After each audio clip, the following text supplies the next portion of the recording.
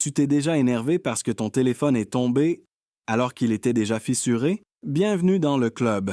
Maintenant, imagine quelqu'un qui regarde la situation, hausse les épaules et dit calmement. Bon, c'était déjà mal parti.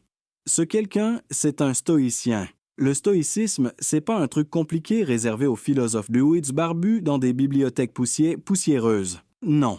C'est un mode d'emploi pour ne pas péter un câble dans un monde qui adore tester ta patience.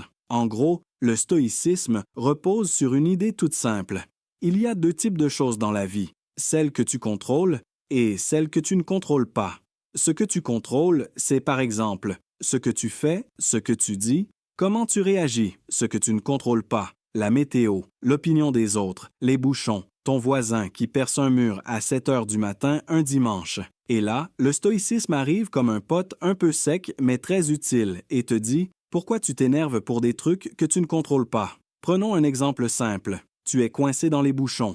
Tu peux t'énerver, klaxonner, râler, perdre de l'énergie pour rien. Ou accepter que tu es bloqué, mettre de la musique, un podcast, respirer et arriver un peu plus zen. Le résultat est le même. Tu arrives en retard. Mais dans un cas, tu arrives énervé, dans l'autre, tranquille. Le stoïcien choisit la deuxième option. Autre exemple, quelqu'un te critique. Pas sympa, hein? Ton réflexe naturel, c'est de vouloir te défendre, de t'énerver, de ruminer toute la journée. Le stoïcien, lui, fait une pause. Il se demande, est-ce que cette critique est vraie? Si oui, il apprend et s'améliore. Sinon, il se dit, OK, c'est son problème, pas le mien. C'est comme si quelqu'un t'offrait un cadeau pourri. Tu n'es pas obligé de l'accepter. Le stoïcisme, c'est aussi accepter que la vie ne va pas toujours dans ton sens. Et spoiler, elle ne va presque jamais dans ton sens. Mais au lieu de te battre contre ça, tu apprends à surfer dessus. Imagine que tu commandes 4 nuggets, non, une pizza. Tu veux une 4 fromages. Le livreur arrive avec une pizza aux anchois. Catastrophe, drame, trahison. Tu peux hurler ou simplement dire « Bon, aujourd'hui, je mange des anchois » et continuer ta vie. Ça ne veut pas dire être mou ou tout accepter sans rien faire. Attention, le stoïcisme, ce n'est pas « je subis tout », c'est « je fais de mon mieux avec ce que j'ai ». Tu peux agir sur ce que tu contrôles. Par exemple, rappeler la pizzeria, demander un geste commercial, choisir un autre restaurant la prochaine fois. Mais t'énerver contre la pizza déjà là, ça ne la transforme pas en fromage magique. Un autre principe super important, ne pas se laisser dominer par ses émotions.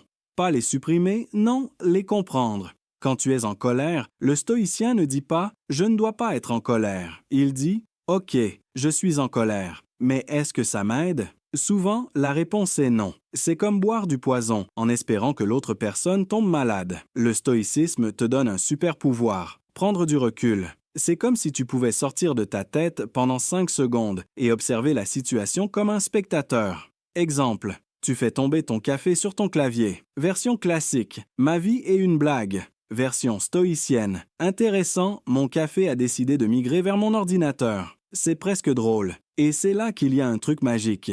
Plus tu pratiques, plus tu deviens calme. Pas froid, pas distant, juste stable. Un peu comme un rocher au milieu des vagues. Les vagues, ce sont les problèmes. Elles viennent, elles repartent. Le rocher, lui, reste.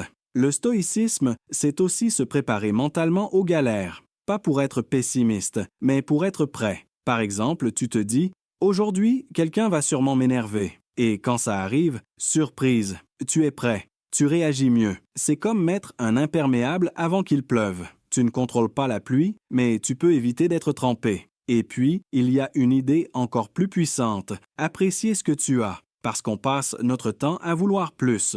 Plus d'argent, plus de succès, plus de likes.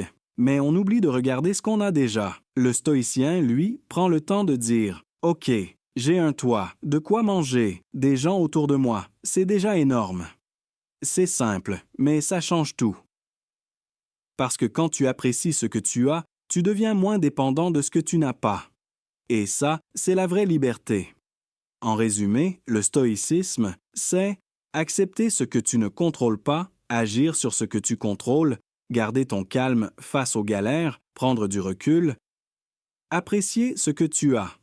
Ce n'est pas une philosophie compliquée. C'est juste du bon sens. Appliqué tous les jours. Et la prochaine fois que quelque chose t'énerve, pose-toi une seule question. Est-ce que ça vaut vraiment la peine que je perde mon calme pour ça? Si la réponse est non, félicitations. Tu viens de faire un petit pas vers le stoïcisme. Et franchement, dans un monde où tout le monde s'énerve pour tout, être celui qui reste calme, c'est déjà une super victoire. Merci d'avoir regardé. Si ça t'a plu, n'hésite pas à partager, n'hésite pas à aimer et à t'abonner à la chaîne. À bientôt.